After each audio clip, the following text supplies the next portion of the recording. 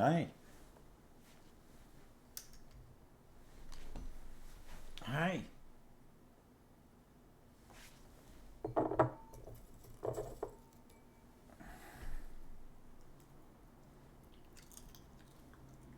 Okay, puppy.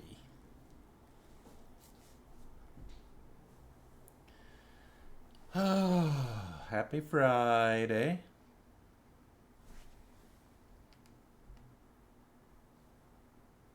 It's a short month. We're over a third of the way through. I'm just gonna untie my hair because it was looking real weird. What? This is a hair tie. You don't want that.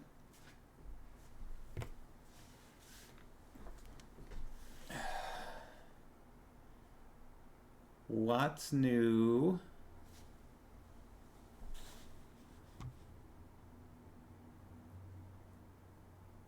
Prepares the offering.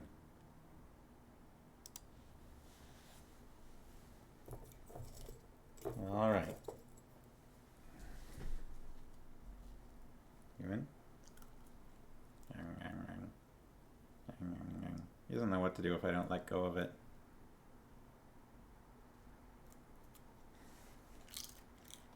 Crunch, crunch, crunch,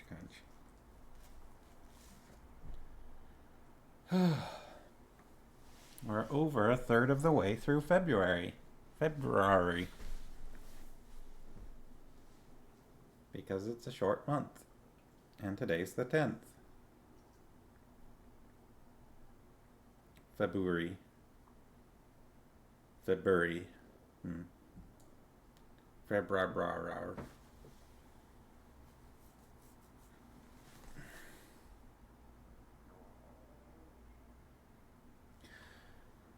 Oh.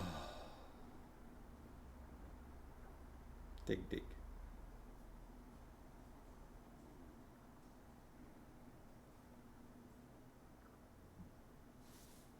Oh, I see.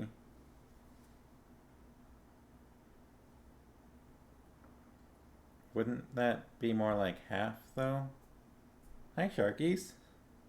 Happy Friday. How's it going? How did the rest of your week go? What's new since Wednesday? What? Just eating dinner? What's for dinner?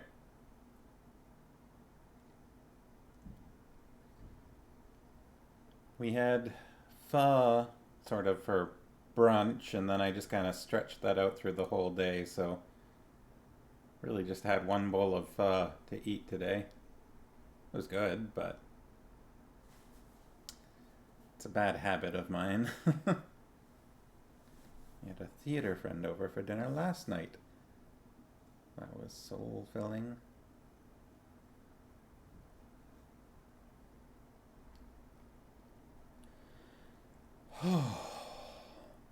We've got another open house tomorrow afternoon. So, between now and then, we've got some cleaning to do, though not that much. Didn't really make that much mess this week.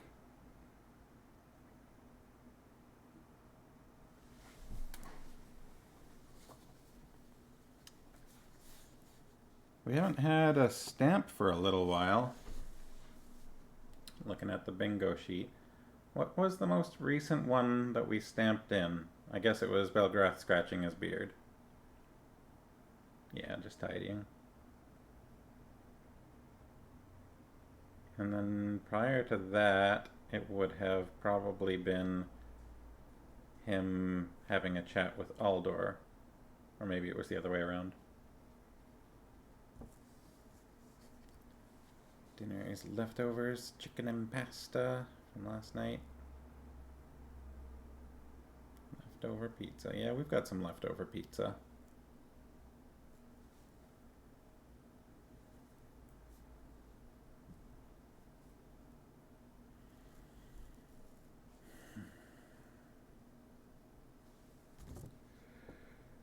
Great. Well, I'm yawning apparently, so I'm gonna grab this book. I was reaching for the book bin. Don't you worry about it. wonder. Hmm.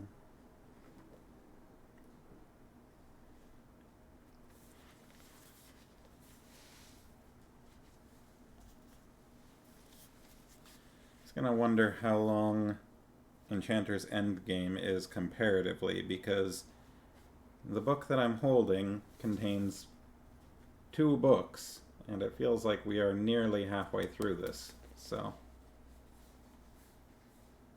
Oh. Well, as I was just saying, maybe before you showed up, we are over a third of the way through February. February. February. It's just the problem with that word is that I know the R is there. And I don't really like everyone, like nobody pronounces the R, right? It's just February. February, right? But like I don't know. When I say it, I think of the R, and so I'm like, I need to say the R. The R is there. If it were a more traditionally silent letter, I feel like I wouldn't have that problem. But you don't often get silent R's, do you? And I'm not 100% certain whether or not it's supposed to be silent. Whoever determines supposed to.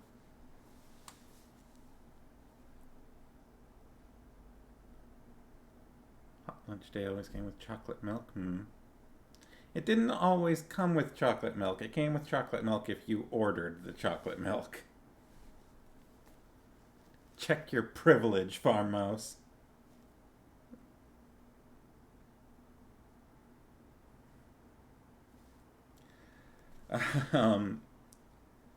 So, we started the part of the book entitled The Revan Queen on Wednesday.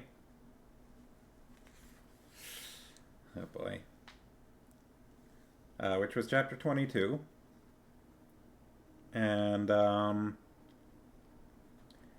we had a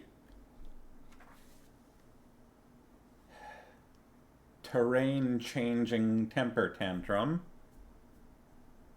Is there a word for changing that starts with T? Could really play up that alliteration. Terrain transforming temper tantrum.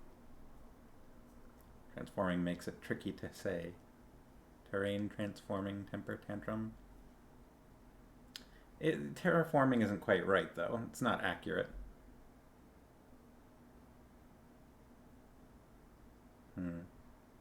Just drink water at school. Are they only allowed to drink water at school? Because I know there was, like,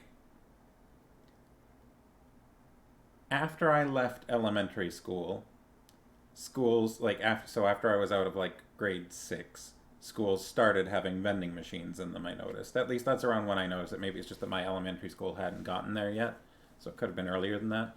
And then I know more recently there's been a push to eliminate vending machines from schools, I think. Highly recommend they only bring water bottles, no juice, pop, etc. That's interesting.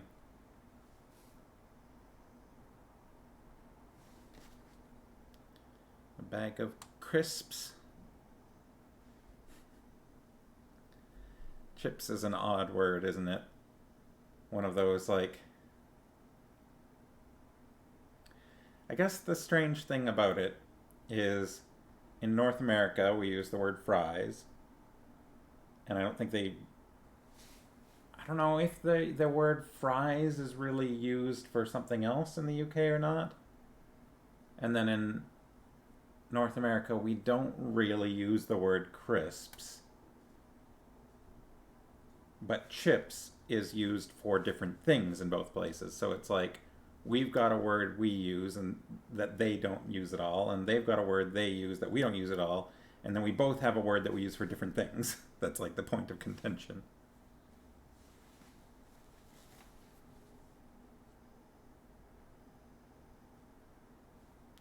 I don't think that it's that. I think that it was just they were always called chips there, weren't they? Isn't that? Well, that my assumption is there were always chips there. I don't know why they're French fries here. Maybe I'm wrong. Maybe they were originally kind of French fries and they just used crisps and or chips instead.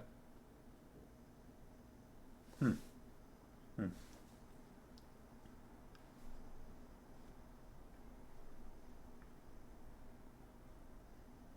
And we don't really use the word crisps, do we? I think people in North America, for the most part, know what crisps are. That could be too big of a generalization, though. We use the word crisp to mean like sort of like sharp, well, like fragile kind of, or like brisk, crisp, brisk. Crisp here is usually a dessert like a cobbler. Oh, right, like an apple crisp. Hmm. I suppose so.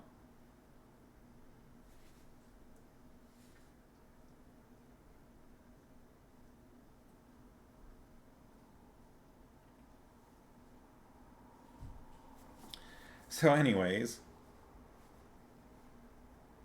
terrain transforming temper tantrum, and then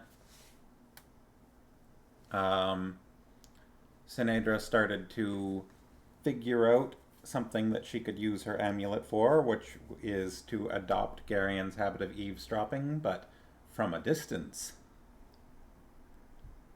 So far, it seems as that what? When did he do that? Did you decide that it was time for me to give you more snack?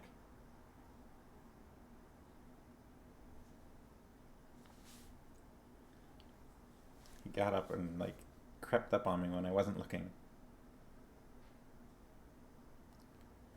Okay, more snack. Toss. Oh, I think it's actually on his back right now. Oh yeah, it's in front of his tail. It landed on his butt, and he can't find it. Oh no. Oh no, Ben. It's on your back. I feel like he needs to find it, but like I shouldn't take it off for him because it's too funny. I can see it, Ben. It's on your back.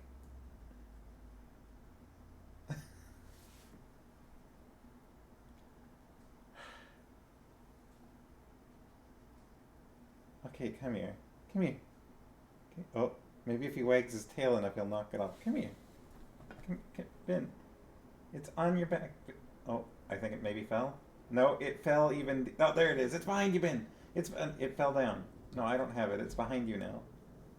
It's over there. He spotted it.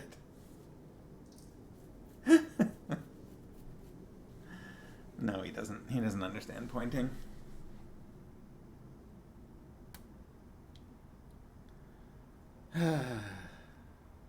And yet I can't help but point. Good boy, you figured it out. Here, let me give you an easier one.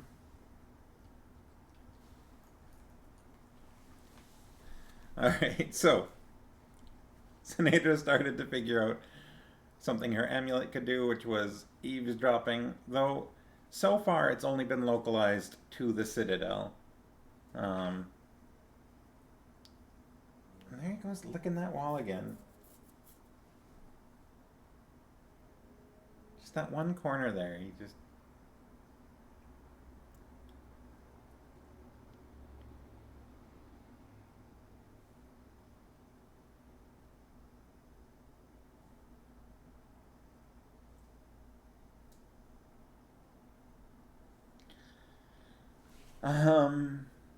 Yeah. Then she used that eavesdropping power to figure out that The eavesdropping power of 10 Garians. Yeah, I mean, I imagine that Garion can use. He can definitely throw his shadow to go, like, spy on people if he wanted to. And he could probably just eavesdrop with his magic in general if he wanted to, but he has not gone that far yet. Which is probably for the best. It's an interesting thing. I feel as though David Eddings made the decision relatively early on that Garion eavesdrops, and that became like a storytelling tool, like a literary device, because the story, when it's not from Sinedra's point of view, which is a more recent development, is always from Garion's point of view, and that means that it makes it a lot more difficult to get other characters' stories that don't involve him directly, right? Unless somebody tells it to him, the only way for us to get information is from Garion observing it. So I feel like the choice for Garion to consciously eavesdrop is actually just a way for us to get information, and like the reason that he does that is so that we can have more information. And then now that Garion is not, we're not from his point of view for conceivably a length of time, right? For more than just a short period of time. Well, now Sinedra needs to be able to eavesdrop so that we can get information that she's not present for. That's kind of how I see it, anyways. And I kind of wonder if that's how it played out. If David Eddings was like, for this story, the person whose perspective we are viewing things from needs to eavesdrop. And now, since it's not Garion, and since Sinedra doesn't necessarily eavesdrop on her own, we've got to magically give her that power.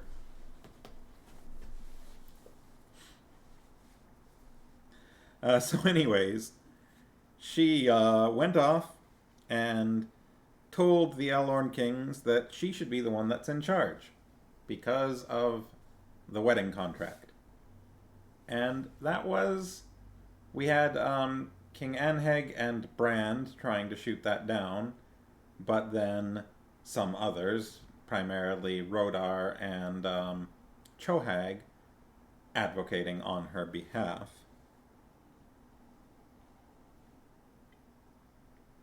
Also, Mandarellen, it seemed like, was maybe speaking up in favor as well.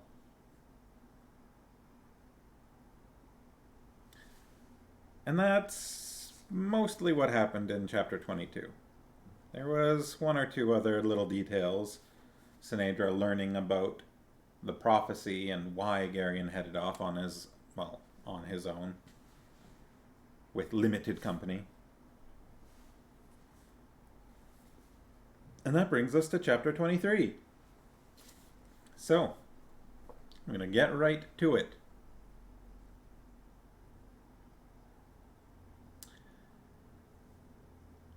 Delben, the armorer. Have we met Delben before? I'm not sure if we have. Delban the armorer was a gruff, bald man with broad shoulders, huge, calloused hands, and a grizzled beard. His beard? It's grizzled. He was a craftsman, an artist, and he had absolutely no respect for anyone. Sinedra found him to be impossible. "I don't make armor for women," was his initial response to her inquiry when she, accompanied by Dernick the smith, entered his workshop. His description did not mention him being sexist, but there it is.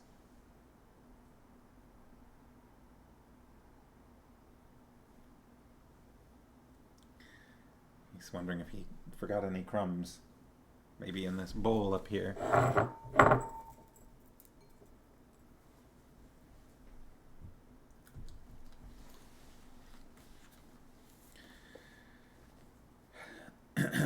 He had then turned his back on her and begun pounding noisily on a sheet of glowing steel. It took the better part of an hour to convince him to even consider the idea. The heat shimmered out from his glowing forge, and the red brick walls seemed to reflect the heat and intensify it. Sinedra found herself perspiring heavily. She had made some sketches of what she thought might be a suitable design for her armor. Oh boy.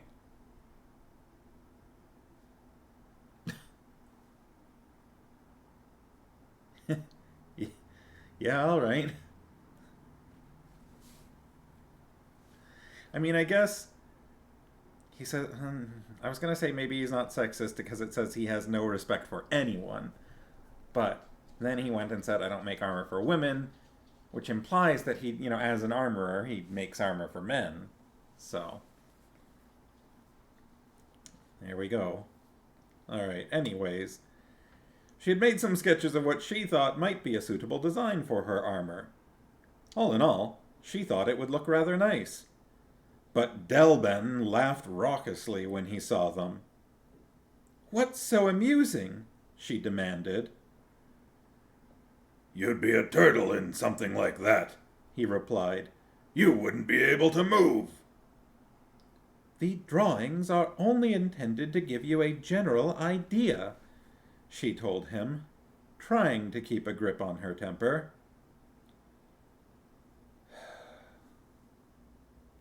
"Why don't you be a good girl and take these to a dressmaker?" he suggested. "I work in steel, not brocade or satin. Armor like this would be useless, and so uncomfortable that you wouldn't be able to wear it." "Then modify it," she grated from between clenched teeth. "No excuse necessary. Don't you worry." He glanced at her design again, then deliberately crumpled her drawings in his fist and threw them into the corner. "Foolishness," he grunted. Sinedra resisted the urge to scream. She retrieved the drawings. Yeah, he's not very likable, is he?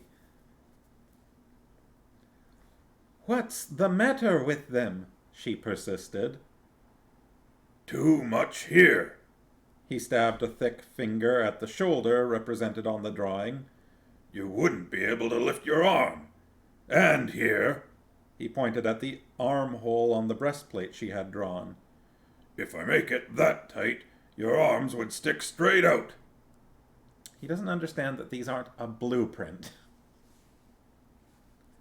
"You wouldn't even be able to scratch your nose. As long as we're at it, where do you get the whole notion in the first place? Do you want a mail shirt or a breastplate? You can't have both." "Why not?" "The weight. You wouldn't be able to carry it." "Make it lighter, then. Can't you do that?" "I can make it like cobwebs if you want, but what good would it be if I did? You could cut through it with a paring knife." Sinedra drew in a deep breath. "Master Armorer," she said to him in a level voice, "look at me. In all the world, do you think there's a single warrior small enough for me to fight?" He considered her tiny form, scratching his bald head and looking down at her with pursed lips. "You are a bit undergrown," he admitted. "If you aren't going to fight, why do you need armor?" "It's not actually going to be armor," she explained to him, rather impatiently. "But I need to look like I'm wearing armor. It's sort of in the nature of a costume." She saw instantly that her choice of words had been a mistake.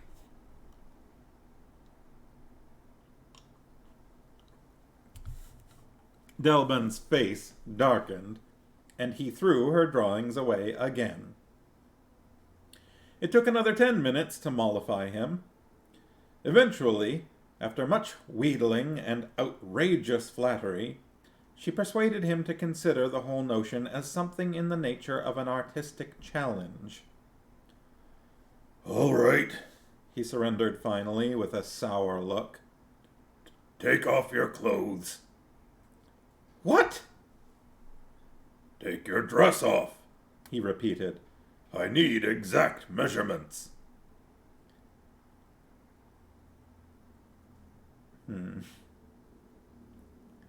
Do you realize what you're suggesting? Little girl, He said testily. I'm a married man. I've got daughters older than you are. You are wearing underclothes, aren't you? Yes, but... That'll satisfy the demands of modesty. Take off the dress. With a flaming face, Sinedra removed her dress. Dernick the smith, that's twice now that he's been referred to as Dernick the smith. We know who Dernick is.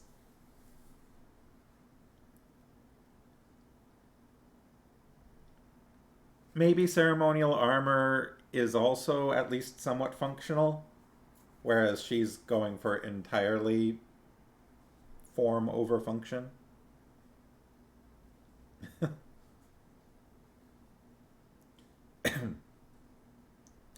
Dernick the smith, who had watched the entire exchange from the doorway with an open grin on his face, politely turned his back.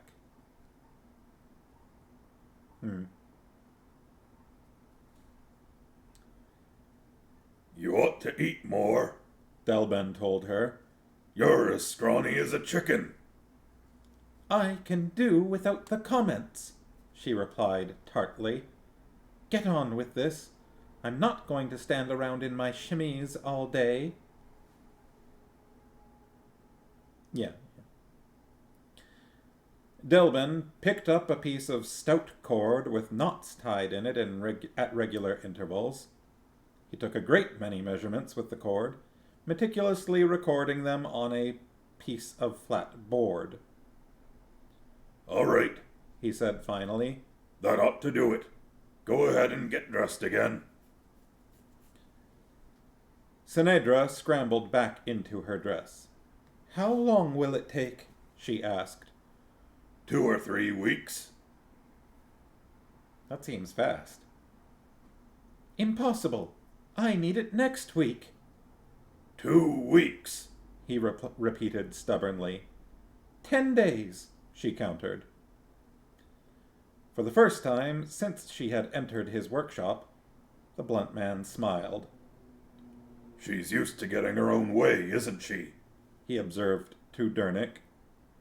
She's a princess, Dernick informed him. She usually gets what she wants in the end. All right, my scrawny little princess. Delben laughed. 10 days. Sinedra beamed at him. I knew you'd see it my way. Precisely 10 days later, the princess, with Dernick once again in tow, returned to Delben's workshop. The mail shirt the craftsman had fashioned was so light that it could almost have been described as delicate. The helmet, hammered from thin steel, was surmounted with a white plume and was encircled with a gold crown. The greaves, which were to protect the fronts of Sinedra's legs, fit to perfection.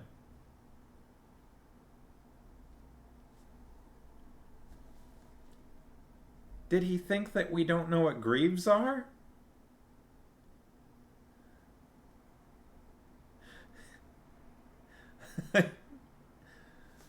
Let me just grab my mug, which I use to hold my drink.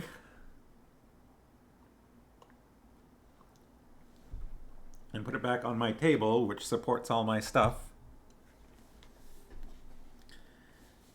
And get back to this book from which I'm going to read the story.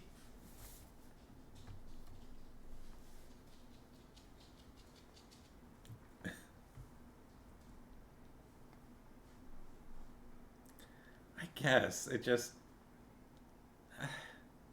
It feels weird. It feels like a weird thing to be explained 4 books in to this series. All right.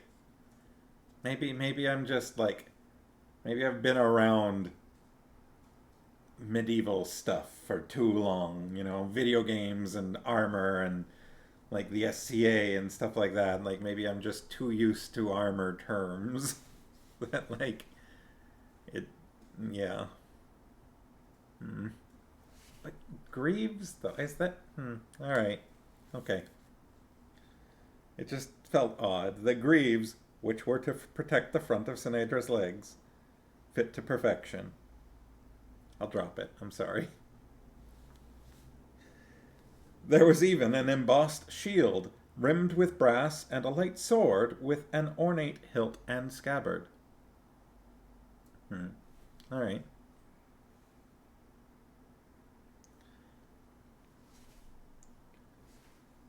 Sinedra, however, was staring disapprovingly at the breastplate Dalben had made for her.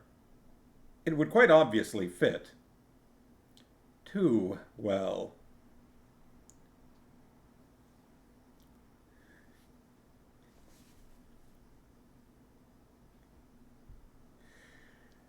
Dalben didn't make her stereotypical women's fantasy armor, and she's mad about it. It's not too common of a problem. It's the other way around.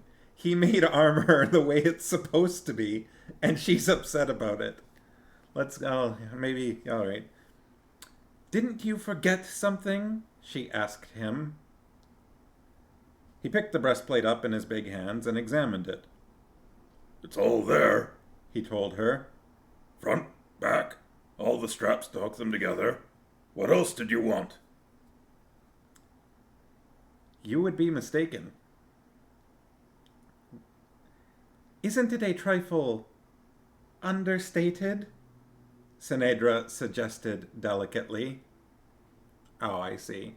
It's too...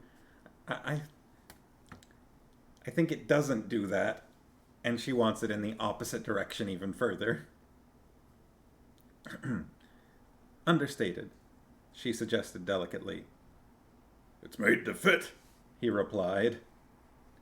The understatement isn't my fault. I want it a little more. She made a sort of curving gesture with her hands.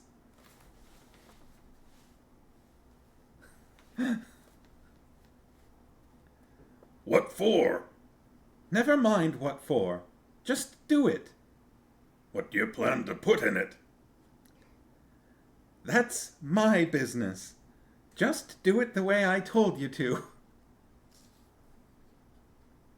He tossed a heavy hammer down on his anvil. Do it yourself, he told her bluntly.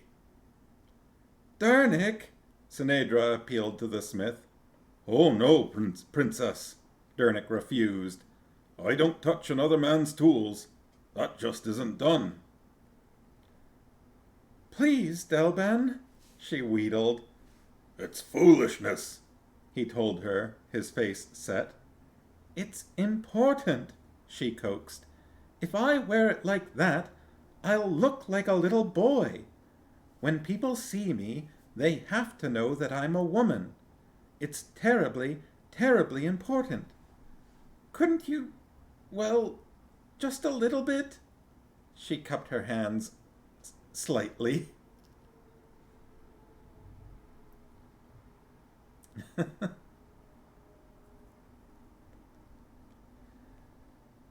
Delben gave Dernick a disgusted look.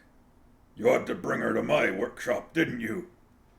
Everybody said you were the best, Dernick replied mildly.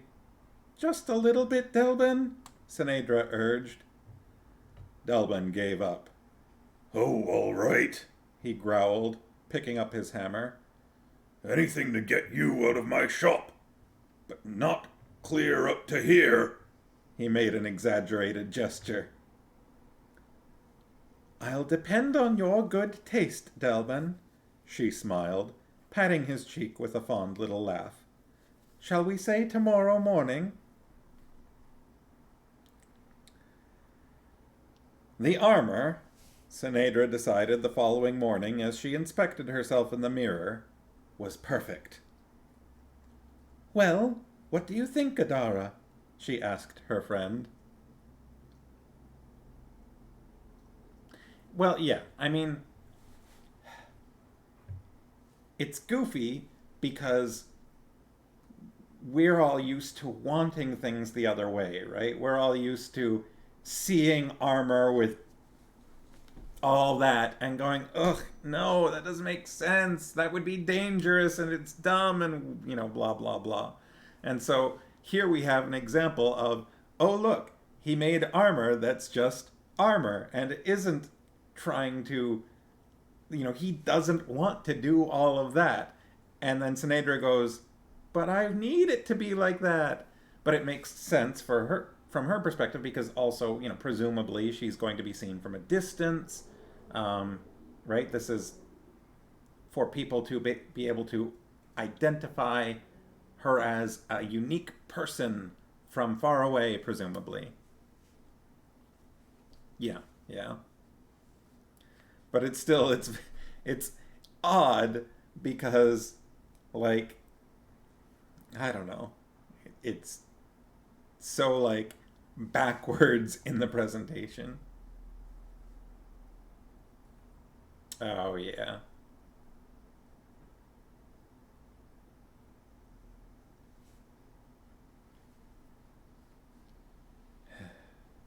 The crown has to look shinier than real gold. What does this remind me of? There was something else. There was something in here that reminded me of something else.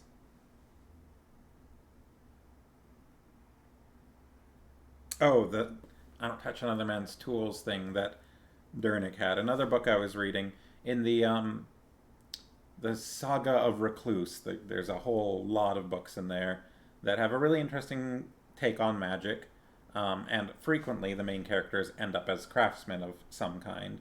And I'm fairly certain in one of them, something that the main character had to do was make his own tools. Um, while he was an apprentice, I forget if he was a carpenter or a smith, but part of what he had to do was like make his own tools and make custom tools and things like that because he couldn't use his teacher's tools. Dwarves in Discworld too. Oh, right, right. Yeah, that was a thing in one of the books we read. That was another way that happened.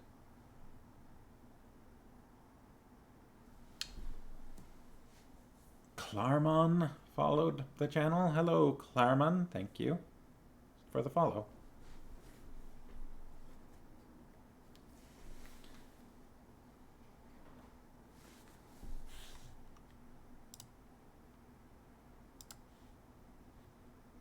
And how no one can ever use your sewing scissors on paper ever.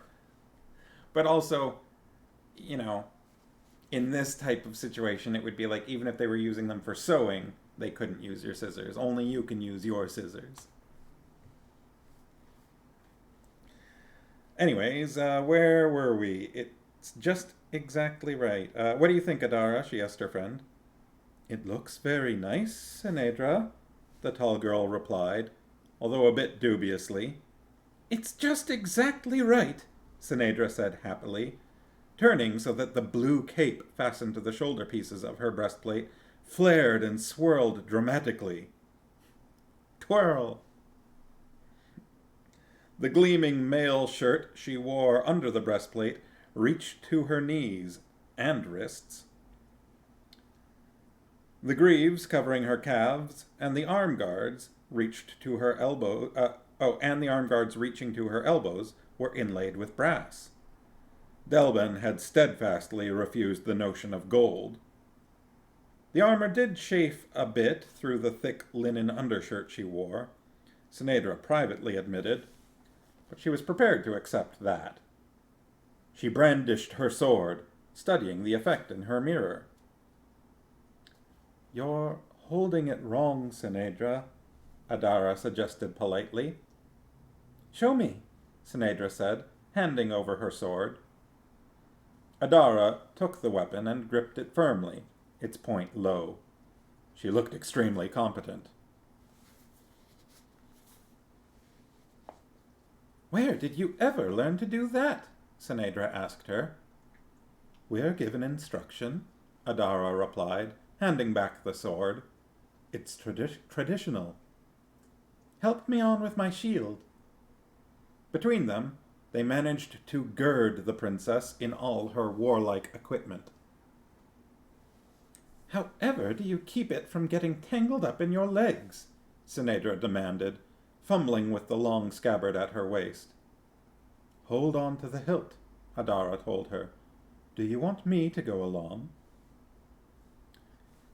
Sinedra thought about that as she smoothed her hair and settled her plumed helmet more firmly in place. "I guess not," she decided rather reluctantly. "I think I'll have to face them alone. Do I really look all right?" "You'll be fine," Adara assured her. A sudden thought struck the princess. "What if they laugh?" she demanded in a frightened voice. "You could draw your sword on them, I suppose," Adara replied gravely. "Are you making fun of me, Adara?" "Of course not, princess," Adara answered with an absolutely straight face. When Sinedra reached the door to the council chamber, she drew in a deep breath and entered, once again without knocking. Knocking would have been inappropriate, suggesting somehow that she had doubts about her right to be there.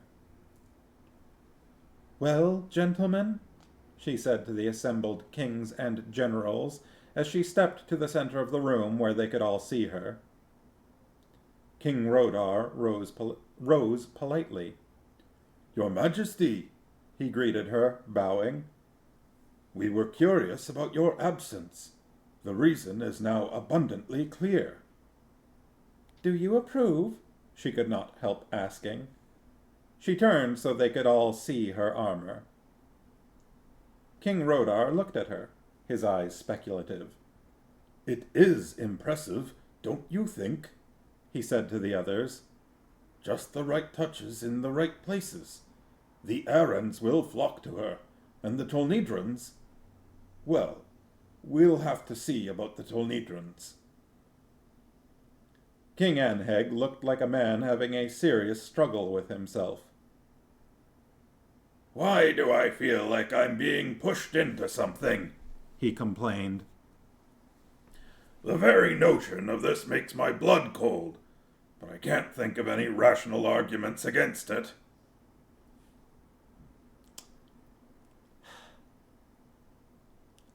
I at least respect his willingness to admit that. That's not easy, realizing that any of the objections you have aren't rational objections.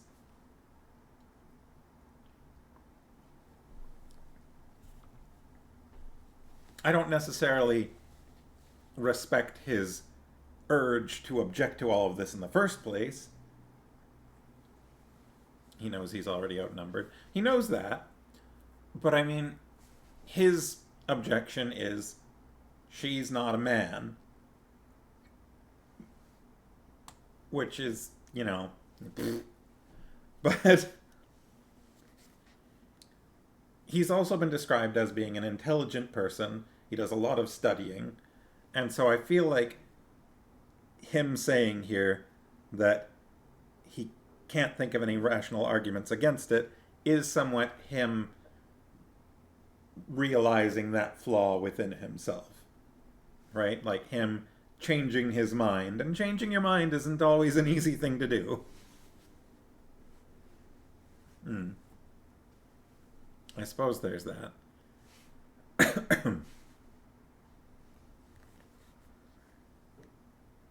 Alright, let's see. He critically scrutinized Sinedra. "She doesn't really look all that bad, does she?" he conceded grudgingly. "It's absolutely unnatural, of course, but the armor does add something. This might even work." Yeah, yeah. That's kind of what I'm thinking, is that he is attempting to change his mind. Which, if nothing else, at least I admire that.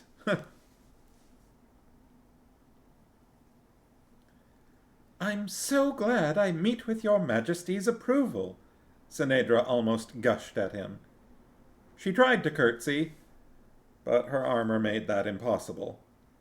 She gave a helpless little laugh and fluttered her eyelashes at the brutish-looking king of Cherek. Don't undermine yourself, Sinedra. Don't do that, Sinedra, He told her irritably. I'm having enough trouble with this as it is. He almost glared at her. All right, He said finally. as long as we all understand that she's not going to make any decisions, Oof. I'll go along with the idea. I don't like it much, but that's beside the point, I suppose. He stood up and bowed to her. Your Majesty, He said, looking as if the words nearly choked him. Sinedra beamed at him and instinctively tried to respond to his bow. don't bow, Sinedra, He advised her with a pained look. The Overlord of the West doesn't bow to anyone. Pretty sure Garion's been bowing to lots of people. He turned in exasperation to the King of Drasnia. That isn't going to work, Rodar. What are we going to call her? The Overlady of the West? We'll be the laughingstock of the 12 Kingdoms if we do. The 12 Kingdoms. Have we heard that before?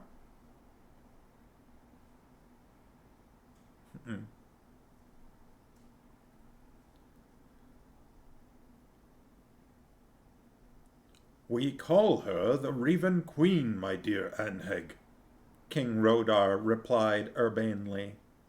And we break the head of any man who refuses to bow to her. You can count on that, Anheg scowled. If I bow to her, everybody's going to bow to her. I'm glad that's all been settled. A familiar voice came from a dim corner of the council chamber. Lady Polgara, Sinedra gasped with a certain confusion. I didn't realize you were here. That's fairly obvious, Polgara replied. You have been busy, haven't you, dear? Sinedra faltered. Polgara carefully set down her teacup, she was having tea, and moved into the light. Her face was serious, but there was a faintly amused twinkle in her eyes as she examined the armor-clad princess. Very interesting, was all she said. Sinedra was crushed. One teacup survived. Oh no. It's been a month or so since then. She's had a new teacup made. She destroyed all of the other ones.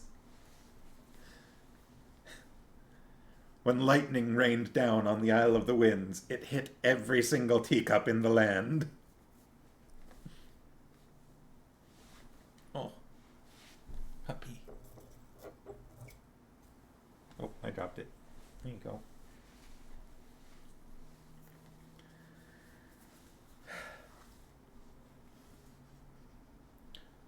Gentlemen, Polgara said to the council, I'm sure you still have much to discuss. In the meantime, Her Majesty and I need to have a little discussion of our own. I'm sure you'll excuse us.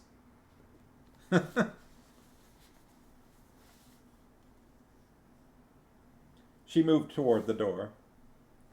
Come along, Sinedra, she said without so much as a backward glance. Polgara, establishing here that even if Sinedra has become not exactly the overlord of the West, Polgara's still the one that's in charge. Trembling, the princess followed her from the room. It's interesting that she's still referred to as princess, even though it's just been decided she's the Raven Queen. I don't know. A weird little, like, that's just her title. I mean, I guess technically she's still a Tolnedran princess, if nothing else. Polgara said nothing until the door to her own chambers had closed behind them. Then she turned and looked gravely at the princess in her armor.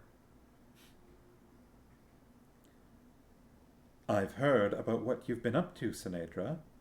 Would you care to explain? They were all arguing so much, Sinedra began lamely. They needed somebody to unite them. And you decided to take that upon yourself? Well, how did you know they were arguing? Sinedra flushed guiltily. I see, Polgara murmured. You've discovered how to use my sister's amulet. How clever of you. If you didn't want her to use it, you shouldn't have locked it around her neck for all time. Let me do it, Lady Polgara, Sinedra pleaded suddenly. Let me lead them. I know I can do it. Let me prove that I'm fit to be Garion's queen. Polgara gazed at her thoughtfully. You're growing up very rapidly, Sinedra, she said finally. You'll let me do it? We'll talk about it. Take off your helmet and shield, dear, and stand your sword over in the corner. I'll make us a nice cup of tea, and you can tell me exactly what you've got in mind. I'd rather not have any surprises once we get started in this. You're going with us? For some reason that startled Sinedra. Of course I am, Polgara told her. She smiled then. Possibly I can keep at least you out of trouble. I seem not to have had much success with Garion. She stopped and looked rather pointedly at Sinedra's breastplate. Isn't that a trifle overdone, dear? Sinedra blushed. I thought it would be more, well, she floundered with it defensively. Sinedra, Polgara told her, you don't have to be so self-conscious. You're still a young girl, after all. Give it some time. Things will improve. No body shaming, Polgara. I'm so flat, the princess wailed, almost in despair about it. I didn't read ahead. I was like, oh, I'm going to have to say this out loud. Wow.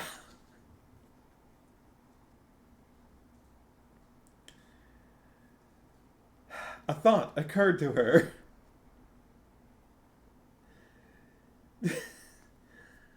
Do you suppose you could, well, she made a sort of gesture.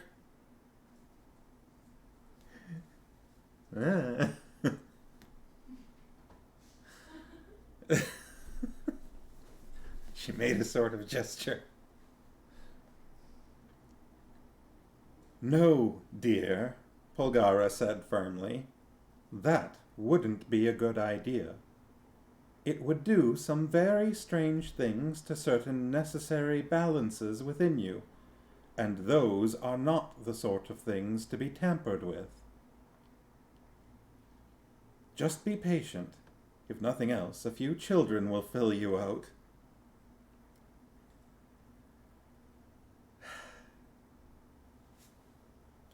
Oh, Lady Polgara, Sinedra said with a helpless little laugh. You seem to know everything. You're like the mother I never had. Impulsively, she threw her arms about Polgara's neck.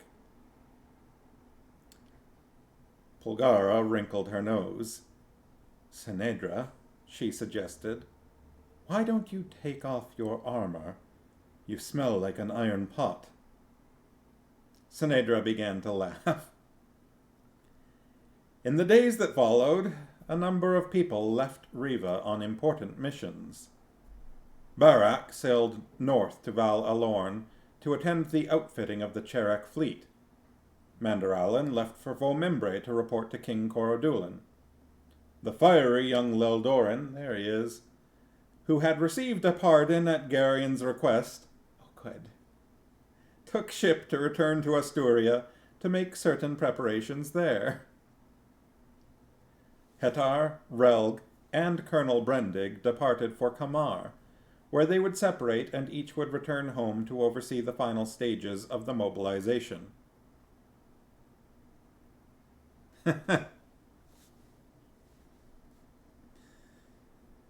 Events, which always moved at their own pace, began to stir and quicken as the West moved inexorably toward war. Yep.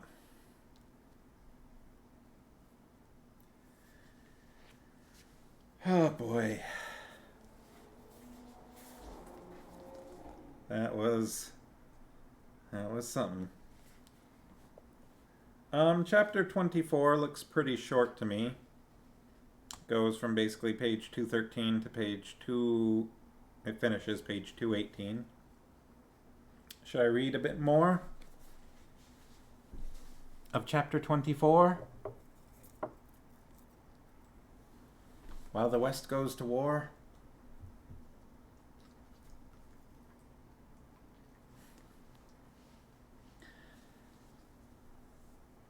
Princess Sinedra soon discovered that Alorns were a surprisingly emotional people. She was forced from the outset to abandon the stereotypical Tolnadran view of this northern race as brutish savages, ravening on the extreme edges of civilization. She found them instead to be an extraordinarily complex people, often capable of an extreme range of highly subtle emotions. There was nothing subtle, however, about the apoplectic fury of King Anheg of Cherak when he came bursting into the council chamber a few days later with his eyes bulging and his face aflame. "Do you have any idea what you've done?" he bellowed at Sinedra. "Done to what, your majesty?" she replied calmly. "To Cherak!" he shouted, his dented crown sliding down over one ear. "This little game you've been playing gave my wife the brilliant idea that she's going to run my country while I'm gone."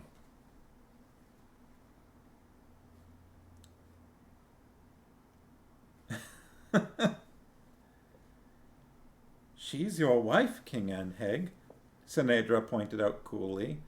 "It's only proper that she should mind the kingdom in your absence." Oh boy. Oh, this next line's gonna hurt. I'm sorry in advance. "Mind?" he almost screamed. "Islena doesn't have a mind. There's nothing between her ears but empty air." "Why did you marry her, then?" "It certainly wasn't for her mind." Oh, well, there goes any respect. "She might surprise you, She might surprise you, Anheg," King Rodar suggested, with an amused look on his face. "The only thing that'd surprise me would be to find anything left when I get back," Anheg retorted, collapsing in a chair. "And there's nothing I can do to stop her. No matter what I say, she'll assume the throne as soon as I leave. It's going to be a disaster. Women have no business in politics. They're too weak-brained for it." "I'm afraid that suggestion won't endear you very much in this particular company, Anheg," King Rodar chuckled, glancing at Polgara. One of her eyebrows had shot up at Anheg's last remark. "Oh, sorry, Polgara," Anheg muttered, embarrassed. "I didn't mean you, of course. I don't really think of you as a woman. I wouldn't pursue it any further, Anheg, King Rodar advised him. You've blundered quite enough for one day already.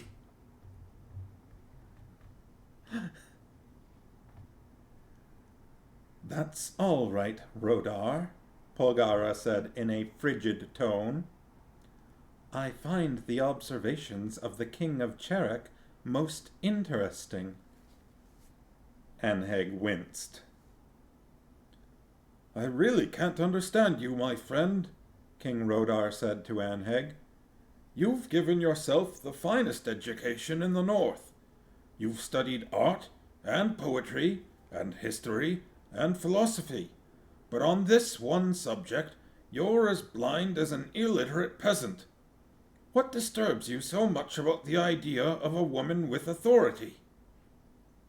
Call him out on his crap. It's unnatural, Anheg blurted. Women were not meant to rule. The whole idea violates the order of things. I'm not certain that we're getting anywhere with this, Polgara observed. If you gentlemen will excuse us, Her Majesty and I still have preparations to make. She rose and led Sinedra from the council chamber. He's very excitable, isn't he? Sinedra said as the two of them passed through the corridors of Iron Grip's citadel toward Lady Polgara's apartments. He tends to be over-dramatic at times, Polgara replied. These outbursts of his aren't always genuine. Sometimes he behaves the way he does because he thinks people expect it of him. She frowned slightly. He's right about one thing, though. Islena's not qualified to rule. I think we'll have to have a talk with her, and with the other ladies as well. She opened the door to her apartment, and the two of them went inside. Dig up, stupid.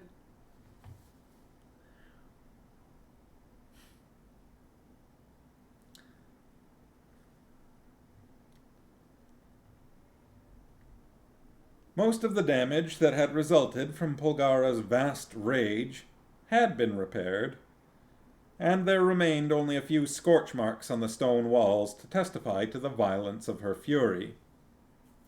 She seated herself at a table and turned again to the letter which had arrived that morning from Queen Porren in Drasnia.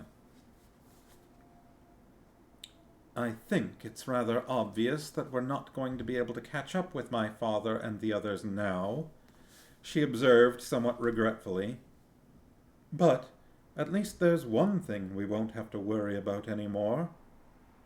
Which one is that? Sinedra asked, seating herself across the table from Polgara. There'd been some question about my father's recovery from that collapse he suffered last winter, but, from what Porren says, he's completely back to normal, although that's not an unmixed blessing. She laid Porren's letter aside. I think the time's come for us to have a little talk, Sinedra. You've done a great deal of maneuvering and manipulating in the past few weeks. Now, I want to know exactly what's behind it all. Precisely why have you seen fit to ram your new status down everybody's throat? Sinedra flushed. I am the Revan Queen, after all, Lady Polgara, she replied stiffly. Don't be absurd. You're wearing a fictional crown because Rodar decided to let you wear it, and because he's convinced Anheg and Brand and Chohag that you're not going to do any damage. Now, what's behind all this? Polgara's look was very direct, and Sinedra squirmed uncomfortably. We have to bring in the Errands and my father's legions, she said, as if that explained it. That's fairly obvious. But the Alorn kings wouldn't be able to do it. Why not? Because a committee can't win people's hearts. It was out in the open now, and Sinedra rushed on. Garion could have done it. The entire West would have risen at the call of the Revan King. But Garion isn't here, so somebody else has to do it. I've studied history, Lady Polgara. No army led by a committee has ever succeeded. The success of an army depends on the spirit of the soldiers, and the soldiers have to have one leader, someone who fires their imagination. And you've elected yourself? It doesn't have to be anybody brilliant or anything. Not really. It's just got to be somebody visible and unusual.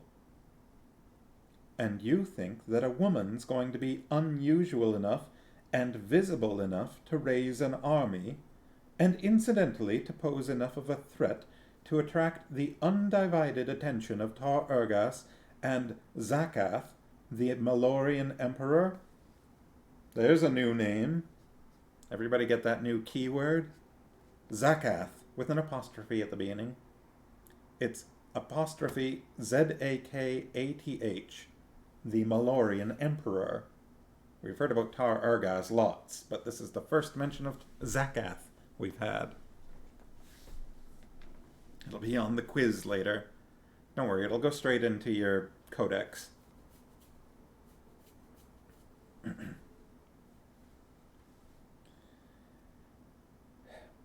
Well, it's never been done before. Sinedra felt a little defensive about it. A lot of things have never been done before, Sinedra. That's not necessarily the best recommendation. And what convinced you that I wasn't qualified? Sinedra swallowed hard. You were so angry, she faltered, and I wasn't sure how long you were going to stay angry. Somebody had to take charge immediately. Besides, she hesitated. Go on. My father doesn't like you, Sinedra blurted. He'd never order his legions to follow you. I'm the only one who has a chance to convince him that he ought to join us. I'm sorry, Lady Polgara. I don't mean to offend you. Polgara, however, waved that aside.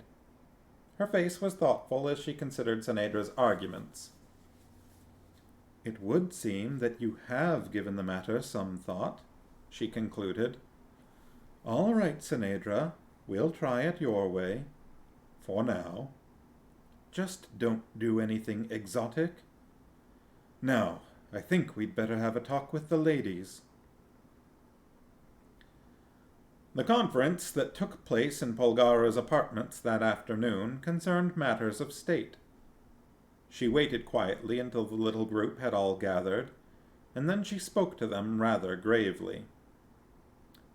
Ladies, she began, in a very short time the Alorns, and others, will be taking the field on an expedition of some importance. You mean war, Pol? Queen Layla asked in a sinking voice. We're going to try to avoid that if it's at all possible, Polgara replied. At any rate, the departure of your husband and the Alorn kings will leave affairs at home in your hands, and the same holds true for each of you. I wanted to go over a few things with all of you before we left. She turned to Queen Islena, who was splendidly gowned in red velvet. Your husband is somewhat less than enthusiastic about any arrangements that will leave you in charge of Cherek, Islena. Islena sniffed. Anheg can be tiresome at times. Try not to agitate him. Drop a hint or two that you'll allow yourself to be guided by advisers he trusts. It'll set his mind at rest a bit. Polgara looked around at them. The campaign is not likely to take us so far away that you won't be able to stay in touch with us. Not at first, anyway. If anything serious comes up, communicate with your husbands immediately. Deal with the day-to-day matters yourselves. I also think you should all stay in close contact with each other once your husbands have left, and also with Poren in Boktor and Maya Sarana in Vomimbre. You all have your strengths and your weaknesses, but if you're not afraid to seek advice from each other, everything will be all right.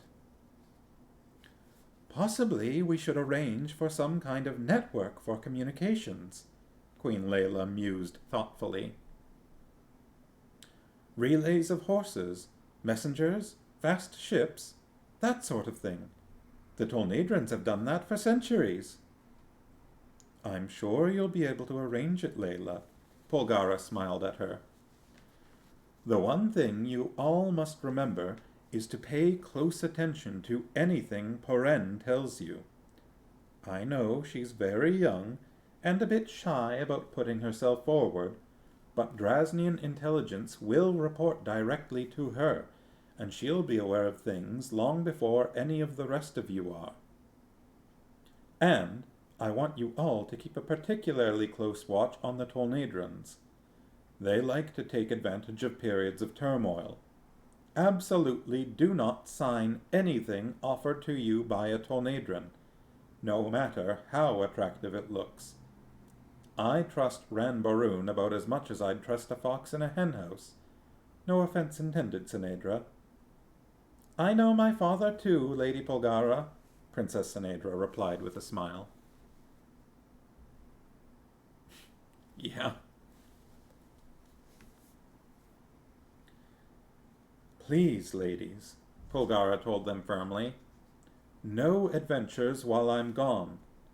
Just try to keep things running smoothly, and don't be afraid to consult with one another. You'll also want to keep in touch with Xantha.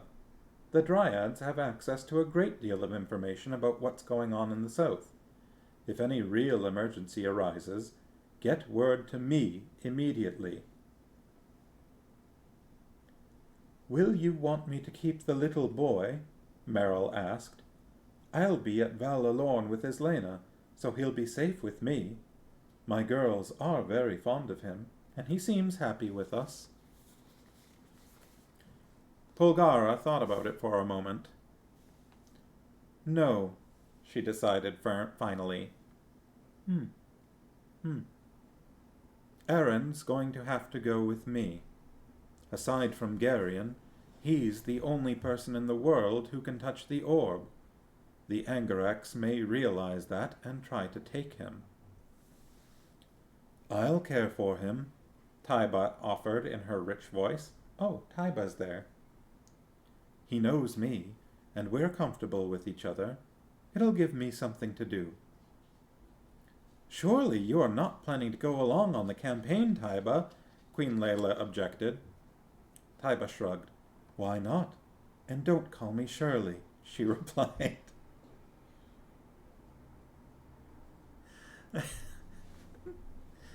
Oh, hi, puppy.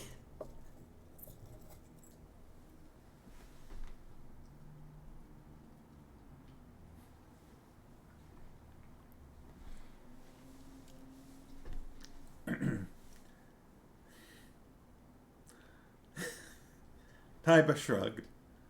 Why not? She replied. I don't have a house to keep or a kingdom to oversee. There are other reasons, too.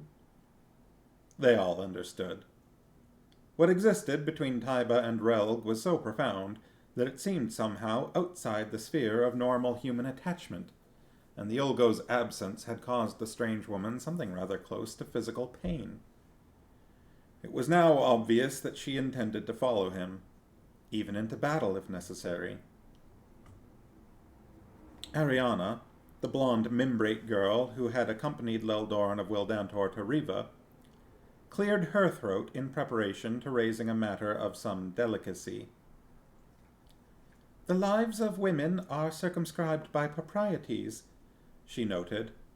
Though battle doth rage about her, and rude war turneth all to confusion, A lady must not be unattended in the midst of an army, lest her reputation suffer.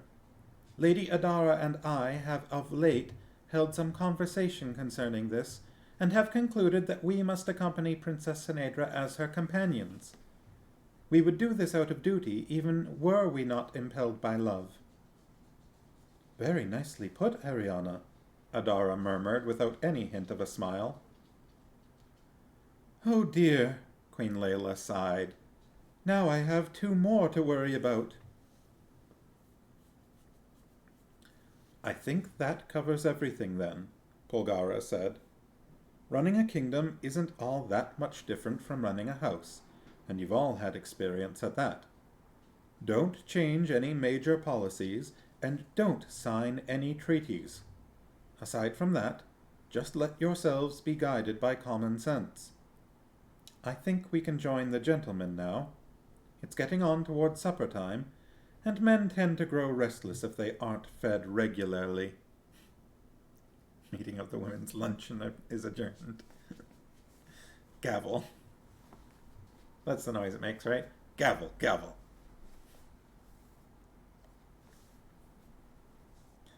Men tend to grow restless if they aren't fed regularly.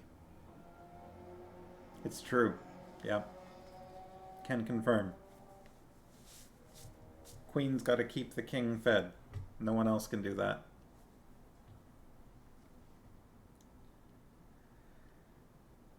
A few days later... Hangry. I get hangry sometimes. Frequently. A few days later, Barak returned to Riva, accompanied by a lean-faced Drasnian nobleman. The 2 of them immediately went to the council chamber to report to the kings. Princess Sinedra considered following them into the conference, but decided against it. Her presence might inhibit the discussion, and she had another way to find out what was going on. She retired quickly to her rooms and touched her fingertips to the amulet at her throat. "Going fairly well?" she heard Barak's voice say after she had finally located the conversation she wished to hear. "The fleet's ready to move out of Val Alorn, and Queen Peren's got the Drasnian pikemen gathering just south of Boktor. The mobilization's very nearly complete." Oh.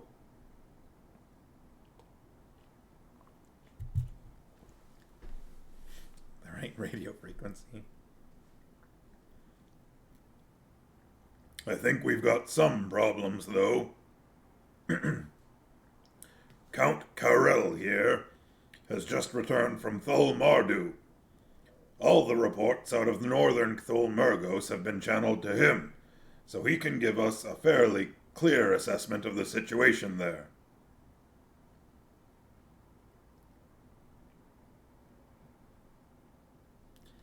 Yeah, I need more easy food that isn't also horrible for me.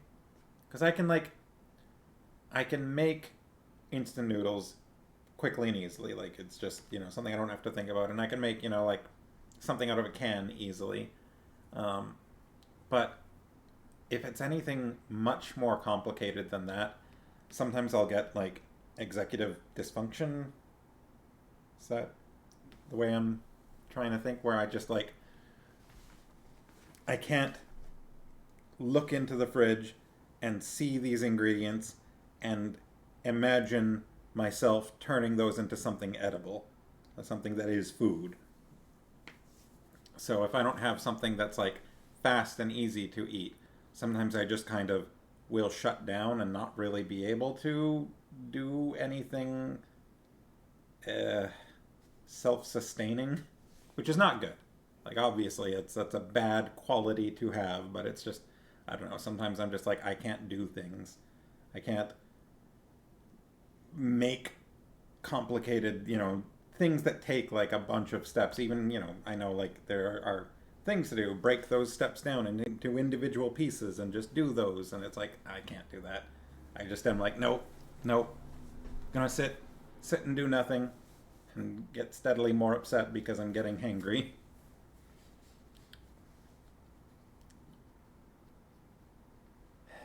Yeah.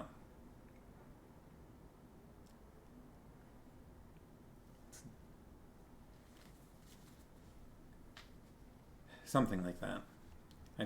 I need to examine the way we stock our shelves and maybe figure out some things that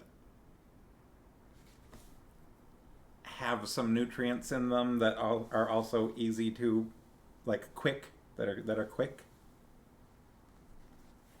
Because otherwise it's like instant noodles, which I feel like I might as well be eating styrofoam. Or like Chef Boyardee, which I don't know if that's better.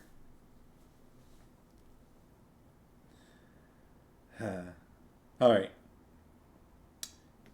King Rodar cleared his throat. This person they're talking about, his name is spelled Kharel. So I'm doing my best not to pronounce it Carol. Carol's a very senior member of the intelligence service, He said by way of introduction. I've always found his reports to be extremely accurate. Your Majesty is too kind, an unfamiliar voice responded. Have the southern Murgos begun their march north? King Anheg asked. It goes a bit farther than that, Your Majesty, Carel replied. Hull reports I have indicate that the march is nearly completed. There are somewhat in excess of 4 million of them encamped in the vicinity of Rakgoska.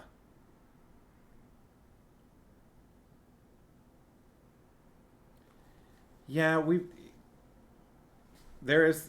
like Farmos says, it's a lot of waste. We have done that. We did that for quite a while. We were hoping to, we saved all of the recipes, and then I think our plan was to just buy the ingredients ourselves, but we've never really done that. But it's also just a, like, I don't know. I need something sometimes that's, like, not for necessarily a full meal, but sometimes it's just like, I just need to eat something. Food needs to go here. Yeah. Carl. No, I will not. So, in case anyone missed that, there are somewhat in excess of 4 million of them encamped in the vicinity of Rakgoska. What? Anheg exclaimed. It appears that Tar Ergas began the march sometime last fall, the Drasnian told him. In the winter? It seems so, Your Majesty. I imagine that cost him a few of his men, King Chohag said. 100,000 or so, Your Majesty, Carel answered. But human life doesn't mean that much to Tar Ergas. This changes everything, Rodar, Anheg said tersely. Our advantage has always been the time that march was going to take. We've lost it now. Unfortunately, there's more, Your Majesty, Carel continued. The Western Malorians have begun to arrive at Thalzelik. Their numbers aren't really that significant yet, but they're ferrying in several thousand a day. We've got to cut that off as quickly as we can, Anheg growled.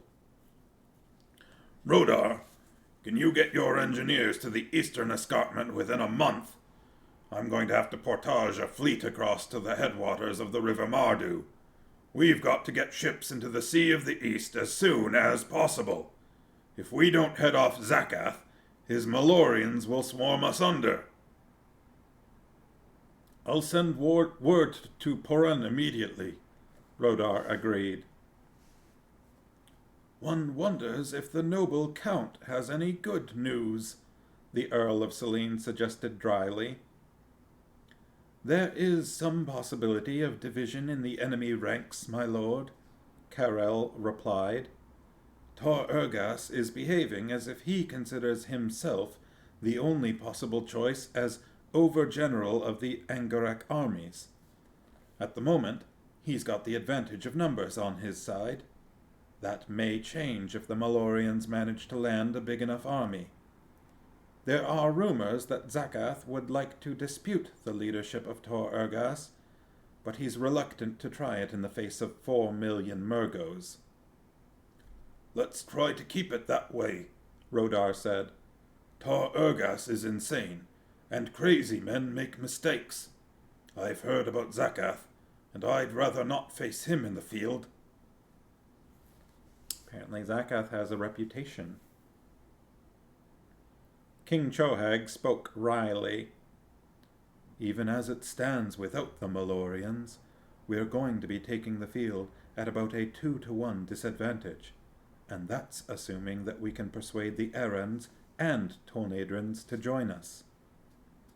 It's a rotten way to start a war, Rodar, Anheg complained. We'll just have to adjust our tactics, Rodar replied. We've got to avoid a pitched battle as long as possible to save as many men as we can. I thought we weren't even considering a battle, Barak objected. And Belgarath said that all he wants is a diversion. The situation's changed, Barak, King Rodar declared. We hadn't counted on the southern Murgos or the Malorians being in place this soon. We're going to have to do something a bit more significant than stage a few hit-and-run attacks. The Angaraks have enough men now to be able to ignore minor raids and skirmishes. If we don't make a major thrust, and very soon, they'll spread out all over the eastern half of the continent. Belgarath doesn't like it when you change plans on him, Anheg reminded Rodar. Belgarath isn't here, and he doesn't know what's going on. If we don't act rather decisively, he and Belgarian and Keldar haven't a hope of getting through. You're talking about a war we can't win, Rodar, Anheg said bluntly. I know, King Rodar admitted. There was a long silence. So that's the way it is then, Brand said finally. I'm afraid so, Rodar told them somberly. There has to be a diversion, or Belgarian and his sword will never get to the meeting with Torak. That's the only thing that really matters, and we'll all have to lay down our lives if necessary to make it happen. You're going to get us all killed, Rodar, Anheg said bluntly, and all our armies with us. If that's what it takes, Anheg, Rodar answered grimly. If Belgarian doesn't get to Torak, our lives don't mean anything anyway.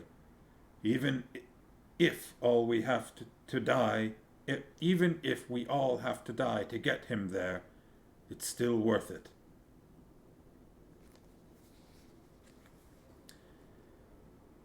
Sinedra's fingertips slid numbly from her amulet as she fell back in her chair. Suddenly she began to weep. I won't do it, she sobbed. I can't. She saw before her a multitude, an army of widows and orphans, all staring accusingly at her, and she shrank from their eyes. If she perpetrated this horror, the rest of her life would be spent in an agony of self-loathing.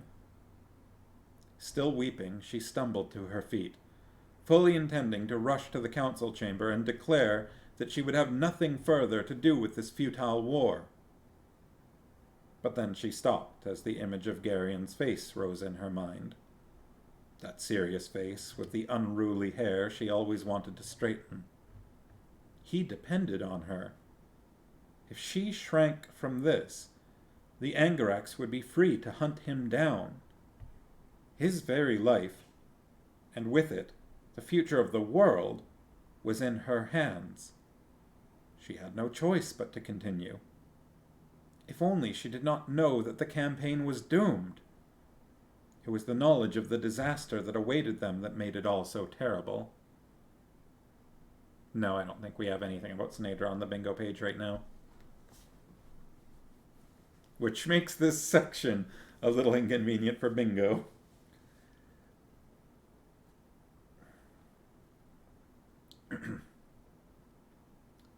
Knowing that it was useless, she began to tug at the chain that held the amulet about her neck.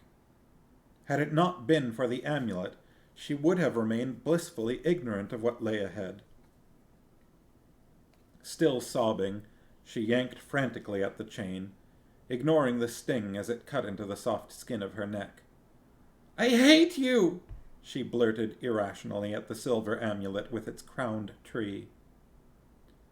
But it was useless. The medallion would remain chained about her neck for the rest of her life. Ashen-faced, Sinedra let her hands drop. Even if she were able to remove the amulet, what good would it do? She already knew, and she must conceal the knowledge in her heart. If the faintest hint of what she knew showed in her face or her voice, she would fail, and Garion would suffer for her failure. She must steel herself and face the world as if certain of victory. And so it was that the Revan Queen drew herself erect and bravely lifted her chin, even though her heart lay like lead in her breast. That's the end of chapter 24.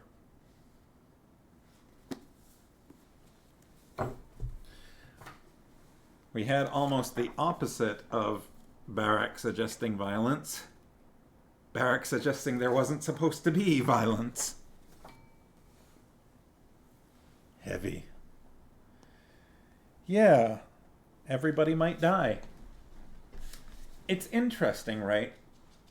I suppose, I don't know, I feel like this whole prophecy thing, and the way it's kind of been presented to Garion, maybe it could have removed a little bit of urgency from the story, right? You've got this whole, it's destined. The two of you are going to meet, and you're going to fight to the death, and then it's going to go one way or it's going to go the other. And that's just going to happen, and there doesn't have to be this whole army thing going on. You don't have to bring an army with you. You just have to get there and do that. And I feel like that maybe, you could kind of go, oh, well, now we already know how it's going to end, right? We know the rest of the story from here. But now there's 4 million Murgos. And everyone else is heading off to war. And so suddenly there are some other stakes, other than just go and fight Torak. There's also this other thing happening. And the Malorians are interesting. I find the way the Malorians have been presented very unusual in that we're 4 books in. We were almost finished the 4th out of 5 books here. And we know very little about the Malorians, except that anytime they get mentioned, everyone's really nervous. Right? And, so they're getting ferried in, it seems like they're crossing a sea to get here, and apparently Zakath is a threat, right? King Rodar would much rather, face Tar Urgas than Zakath. He doesn't want to have to face Zakath. And, several thousand of these Malorians are showing up per day. And I guess eventually, if enough of them show up, then Zakath will feel confident facing Tar Urgas despite the 4 million Murgos. So does that mean that potentially more than 4 million Malorians are going to show up? Or are Malorians just so elite that he doesn't need to match Tar Urgas' numbers? I feel like, yeah. The Malorians are very mysterious. I don't think we've encountered a single Malorian so far. We've just heard them mentioned. I think. I can't recall a Malorian actually being present. Just Murgos. We've heard mostly about Thulls, and maybe there was a female Thull at some point. A woman. There might have been a woman at some point, or maybe we just heard about a Thull woman. Well, if that's going to happen, because they're arriving for the same goal, right? Like, the Malorians are getting brought over with the assistance of the Murgos. They're not necessarily enemies, but it could be that Zakath and Tor Urgas fight. And if that happens, it kind of sounds like Zakath might wind up on top, in which case you're in a worse situation than you were before. Because Zakath is apparently dangerous. Emperor Zakath. Wonder what the apostrophe is there for.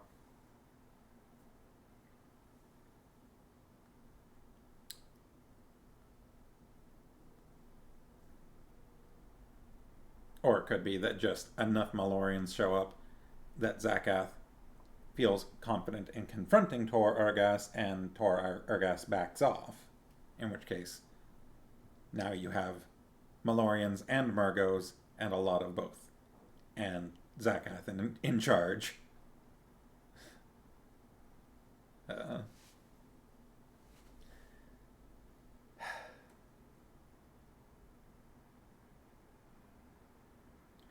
feel like in a video game, ideally I would be able to send spies or something to incite both the Murgos and the Malorians against each other. You know, send inflammatory messages from one to the other and things like that. Cause them to fight each other. Get the Draznians to work on that. But also, like that Karel was saying, 4 million Murgos basically means that they don't care about skirmishes because there's just too many of them for skirmishes to matter. It's a big number. 4 million Murgos. 100,000 or so of them died getting them into place over the winter.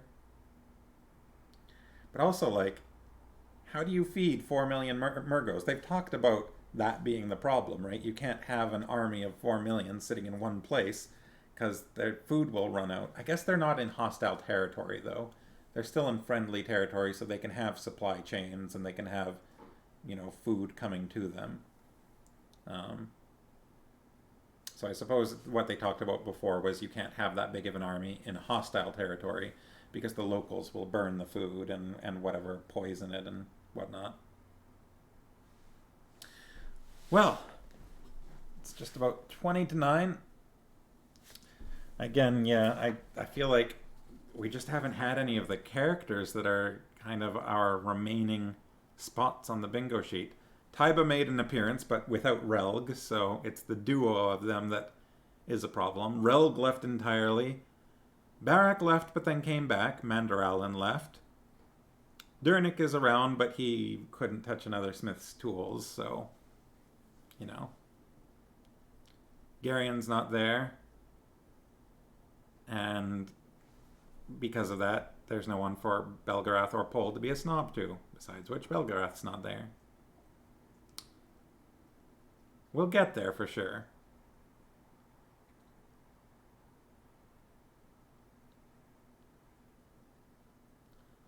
I suspect that nobody's going to get kidnapped anytime soon. I think we're kind of past the point of kidnapping. Barak could have suggested violence, right? Barak, you're letting the team down. Still, if Barak had suggested violence, that would have left us, if we wanted, that would have left us with either Relg or Mandaralin being in charge of us getting a bingo. Because if this one were to happen, then that would happen anyways. So, even if Barak came through, we still need Relg or Mandaralin.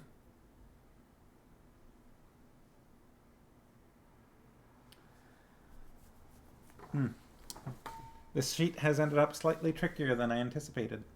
We'll get there. The bingo team. Alright, well. Wish us luck with the open house tomorrow. Hopefully we'll get an offer.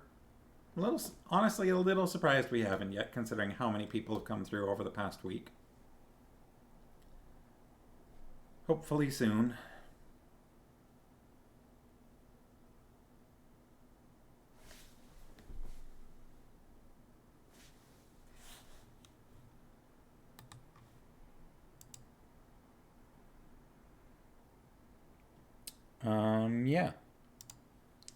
So,